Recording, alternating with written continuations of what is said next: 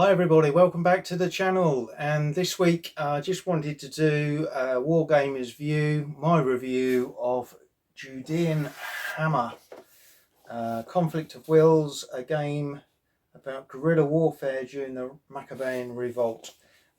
This is produced by RobinDavid and published by CatastropheGames.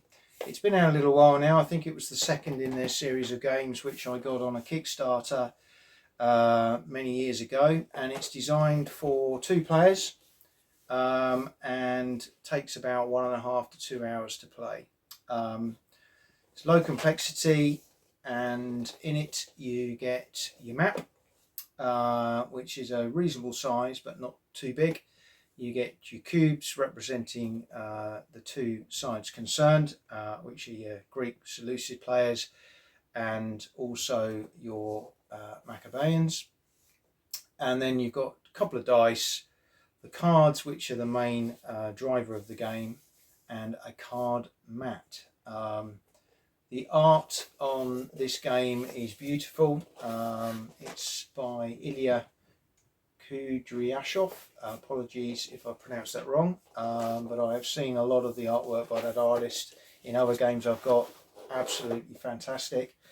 And I've now played this on my own, and for the first time last night with one of the guys at the club, and yeah, we really enjoyed it. It's a very different type of game, a very different theme and period, which was what attracted me to the game in the first place. It's a low counter density, or in this case cube density. It's not a complex game. It's quite chess-like, maybe in terms of its area movement, but there's a lot of strategy and a lot of different strategies that you could take with the game, and ways you could try it out. I think it's quite hard. I played as the Maccabean player last night, found it quite tough. If you give the Greeks a bit of a head start in terms of you don't get into the action too quickly, you are going to struggle to catch up on victory points as the game progresses. However, for me, the key thing that I really liked about the game was the card mechanic. So you haven't got many cards in the game, and when the cards are reduced to 12 or less, the game ends automatically unless you've already hit the victory point conditions.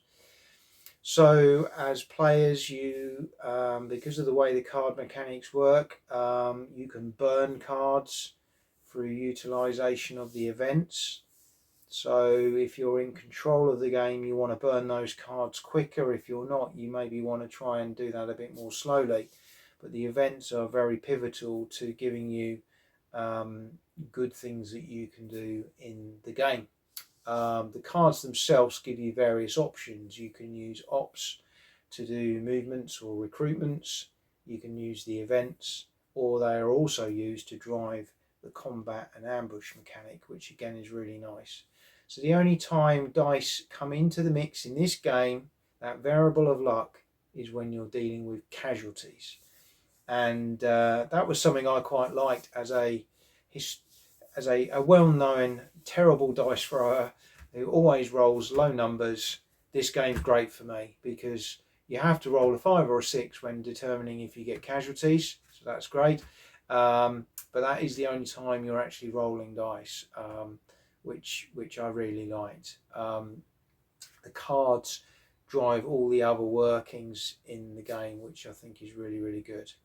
The strategy side of things is really interesting. As the Maccabean player, you're trying to cut supply lines for the Greek Seleucid players, trying to do ambushes, you're trying to maneuver in a position where you can pick off areas and grab regions to get victory points.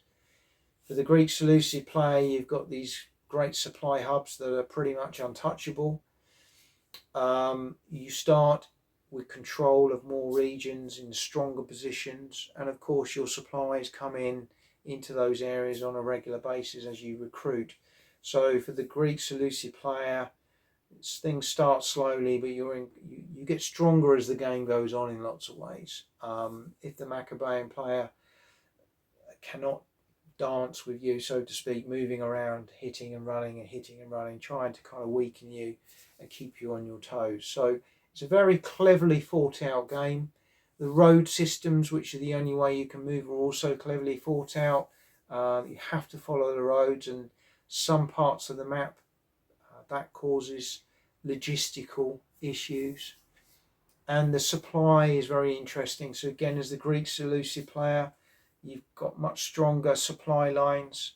For the Maccabean, you've got weaker ones. But the Greeks are the only ones who can lose units due to supply issues at the end of each turn. So that's quite helpful as well. So overall, I think it's a fantastic little game. We had a really good game last night. I lost 12 victory points to 10. It was pretty neck and neck. Probably by my own admission, I just started a bit too slowly. If I'd have started a bit quicker, I think it'd have been even more neck and neck. We were one card off bringing the game to an end due to card count, but my buddy got to the victory points anyway, so he won the game from there. But anyway, let me just show you a little bit of the map, the components, and talk you through how it all comes together in the game itself.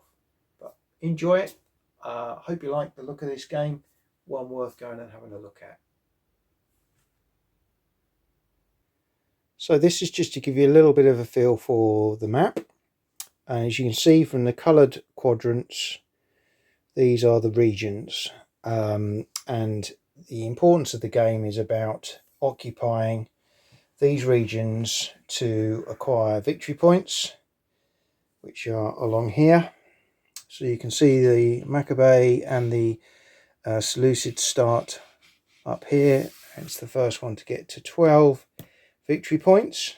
Or when reshuffling the deck of cards at the top here, if there's 12 or less left, the game will end at that point. So everything you need, which I really liked about this, was pretty much on the map. So you've got sequence of play, you've got movement, you've got recruitment. Those two come together because when you play your card, if you pick ops, then you would do recruit or move, so that's great.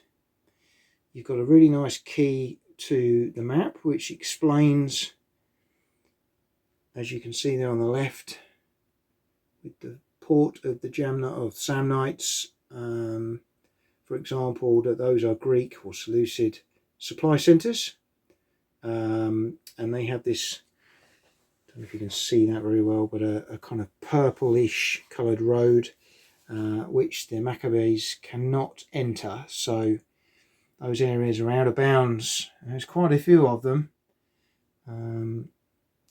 so the Greeks start in quite a strong position from that point of view.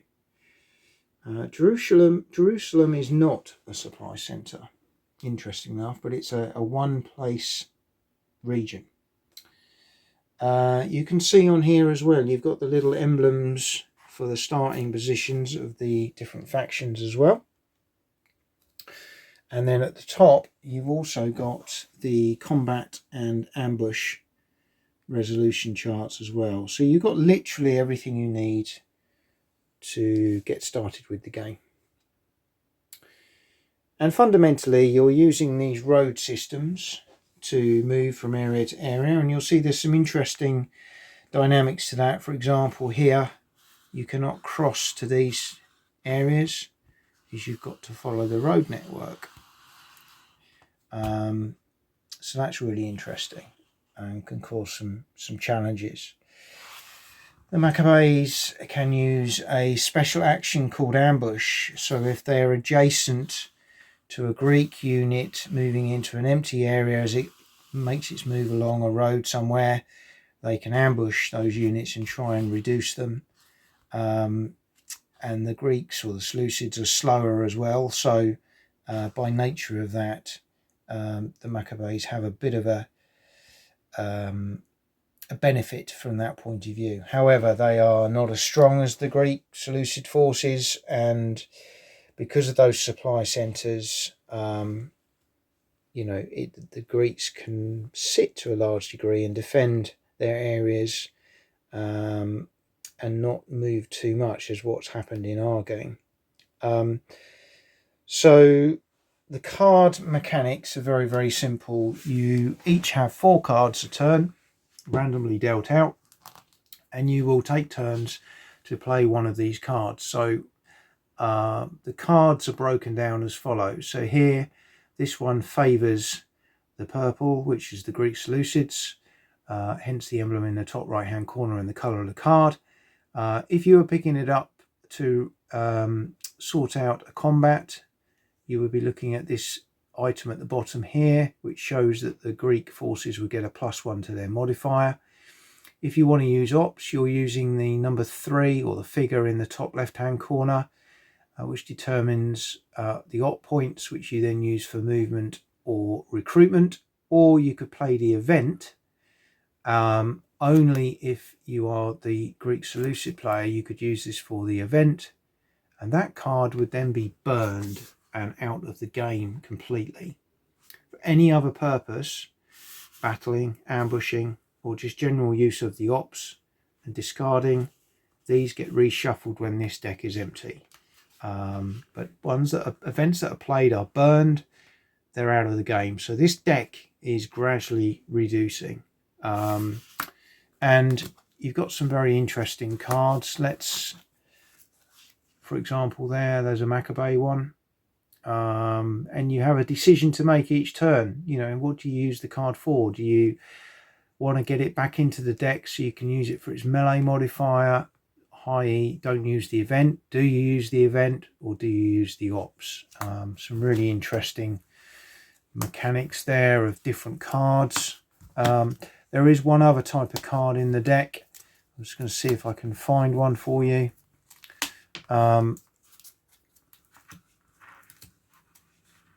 Which should be one like this.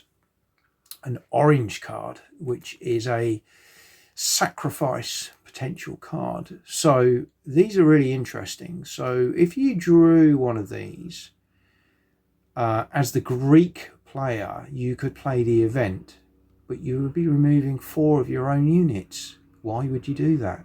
Well, it's to avoid that card going back into the deck and giving the Maccabees +2 modifier to combat. Likewise, if you pick this card as the Maccabe player, you can only use it for the ops unless you draw it as part of a combat. And that would go back into the deck, and then the Greeks potentially could still draw that at a later date. So that's a really nice mechanic. There's only a few of those in the deck, but they do add some interesting dynamics to the game. So I really love the card system. The combat system is really straightforward. So you have a combat, units moving in to another unit's area. You total up the number of units per side. You draw a card. Literally, the emblem at the bottom determines who gets the bonus. The winner, as you can see there, the winner will roll 1 dice. If they roll a 5 or 6, they lose a unit. The loser loses a unit automatically, plus they could lose another one on a dice roll as well. And then you determine who holds or retreats. Ambushes, again, you reveal one card. It doesn't matter how many people are ambushing, you reveal 1 card. The faction with the modifier wins. If the Maccabeans win, they roll 1 dice, the Greek roll 2 dice, and casualties accordingly. If the Greeks win, there's no effect, the Greeks carry on moving. Really simple, really straightforward, but very, very useful. So that's just a quick overview of some of the key mechanics. The only other aspect is recruitment.